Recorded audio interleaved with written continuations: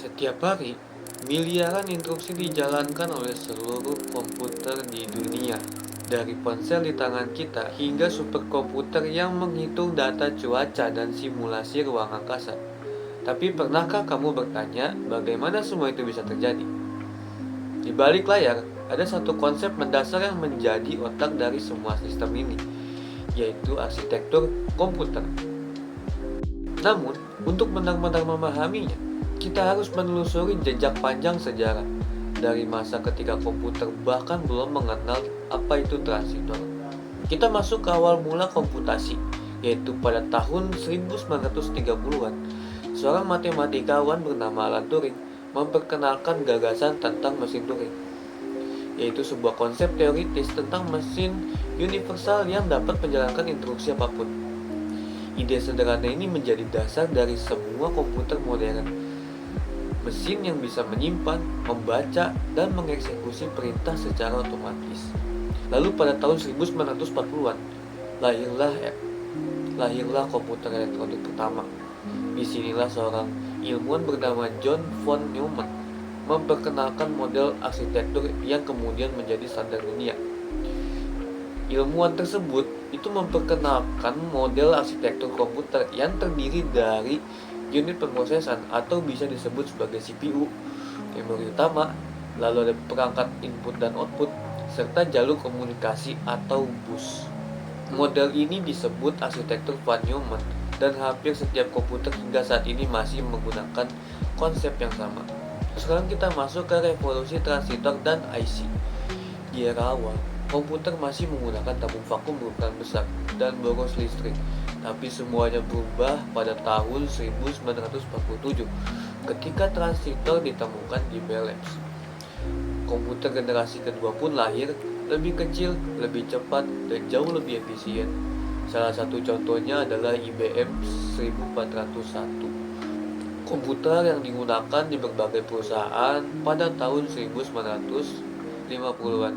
Lalu pada tahun 1960-an muncul penemuan berikutnya, yaitu integrated circuit atau sirkuit terpadu. Ratusan bahkan ribuan transistor kini bisa ditempatkan di dalam satu chip silikon.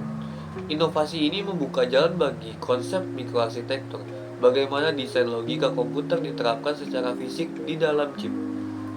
Dari sini, arsitektur komputer tidak hanya tentang konsep teoritis, tapi juga tentang bagaimana mengoptimalkan kecepatan, efisiensi, dan ukuran perangkat keras. Lalu kita sekarang masuk ke era mikroprosesor dan era PC, yaitu pada tahun 1971 menjadi tonggak sejarah baru. Perusahaan Intel merilis Intel 4004, mikroprosesor pertama di dunia yang berisi semua komponen utama CPU dalam satu chip kecil. Inilah awal dari revolusi komputer pribadi.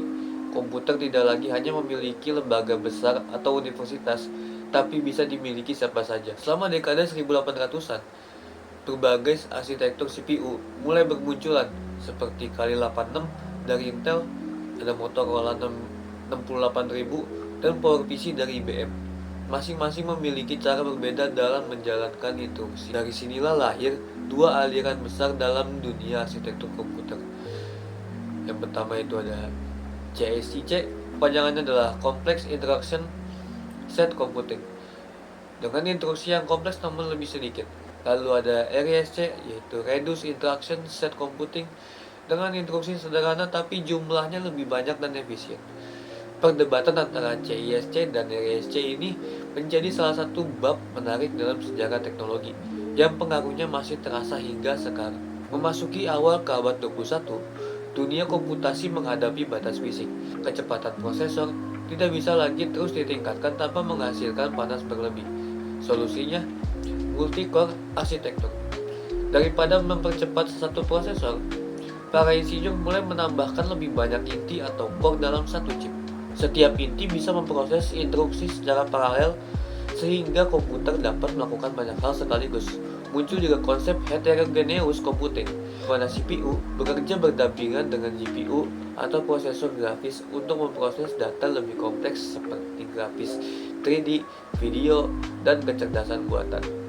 Arsitektur komputer tidak lagi hanya tentang satu otak utama, tapi tentang bagaimana banyak otak kecil bisa bekerja sama secara efisien. Di masa saat ini, ketika batas miniaturisasi mulai tercapai, para ilmuwan mulai memandang ke arah yang lebih jauh. Salah satunya adalah arsitektur kuantum. Komputer kuantum memanfaatkan fenomena superposisi dan entanglement dalam fisika kuantum, memungkinkan satu unit informasi atau qubit untuk menyimpan lebih dari satu nilai sekaligus. Hasilnya, komputer kuantum berpotensi menyelesaikan perhitungan yang mustahil dilakukan oleh komputer klasik. Selain itu, muncul arsitektur neuromorphic yang meniru cara kerja otak manusia.